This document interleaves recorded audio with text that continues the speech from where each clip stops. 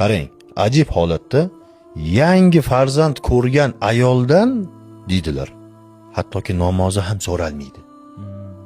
Lekin ota-onasi, o'sha qaynona qaynotasi, eri ertayu kech xizmatini so'raydi. Azgincha charchab qolsa, san dangasasan, san usan, san busan, ta'na gaplarni eshitishadi. Men o'z ko'zim bilan ko'rdim shu holatni.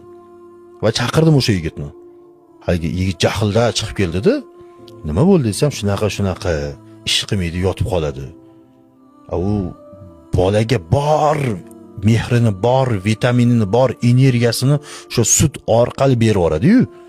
Azgincha dam olsin desam, ota-onaning xizmatini qilish kerak, kelin-ku debdi.